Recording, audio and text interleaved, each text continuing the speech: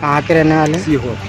अभी आपको एसडीएम के सामने सब पेश किया गया था, तो क्या बोल रहे हैं वो कोई जानकारी देने को तैयार ही नहीं है। जिस चीज़ की जांच 2 साल से चल रही है वो 2 मिनट में भी हो सकती थी। इसमें मैं दायरे का बोला कि दायरे का नंबर जो गायब है आप दायरा बुलवा कर देख लो, तो उस पर वो जांच करने को ना तो वो उसको देखने को तैयार है, वो उनका यूँ कहना है कि आप आवेदन बना कर दे दो।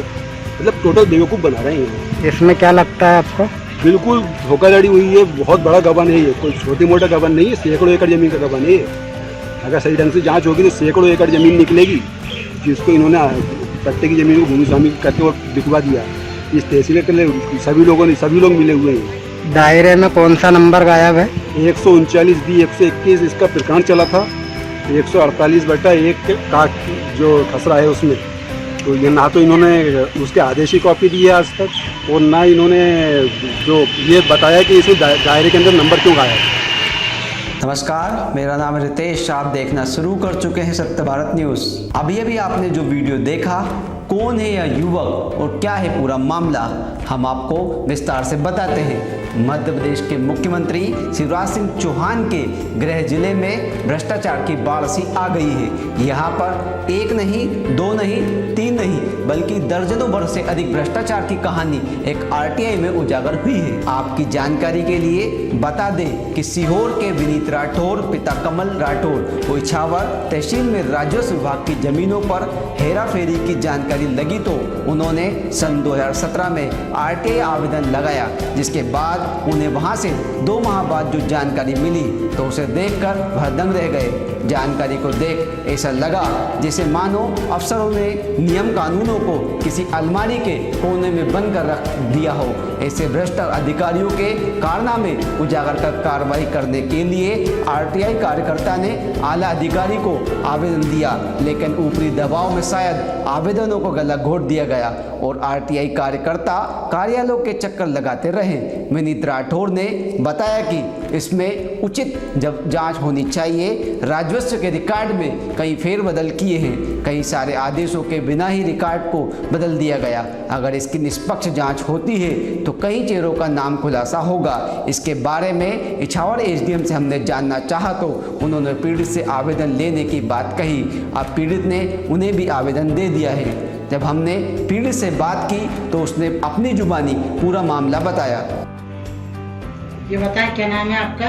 विनीत राठौर। विनीत जी, क्या मामला है पूरा, इसको विस्तार से समझाइए।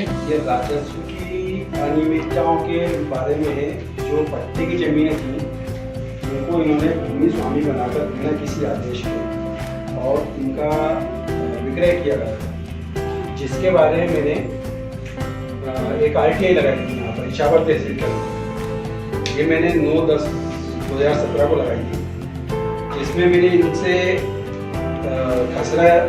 खसरे की नकल, पंजी की सत्यापित शायद प्रति और आदेश की कॉपियाँ मांगी, जिसमें से मुझे सिर्फ कुछ खसरे की नकल दी गई हैं, कुछ पंजी की नकल दी गई हैं और आदेश की कॉपी नहीं दी गई।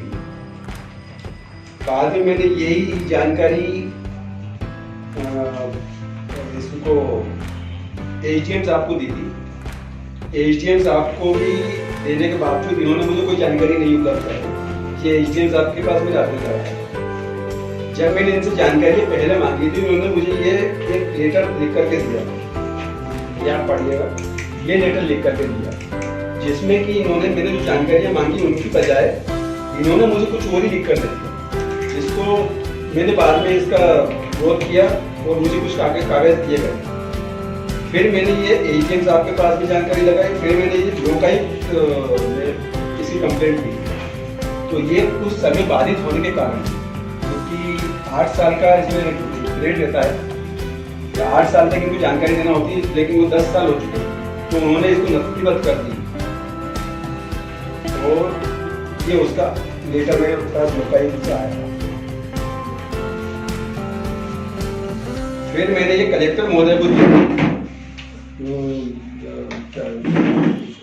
मंगलवार के दिन जो जन सुनवाई होती है उसमें मैंने उन्हें लेटर दिया था, जिसमें कलेक्टर साहब ने इसको काफी गंभीर विषय माना था और इसको एडीएम साहब को इन्होंने 3 दिन के अंदर जांच करने के और जांच उनके पास रिपोर्ट करने के उनको आदेश दिए थे, लेकिन ये आज तक जांच नहीं हुई।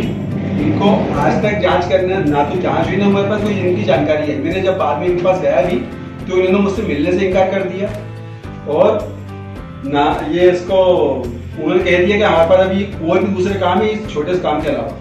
ये जो कलेक्टर को आवेदन दिया था ये कितनी तारीख को दिया था, कब दिया था आपने? ये मैंने कलेक्टर साहब को 21/8/2018 को दिया था। इसके बाद आज तक कोई कोई जानकारी नहीं। ये कहाँ की जमीन का है सब मामला? ये आबिदाबाद का मामला है।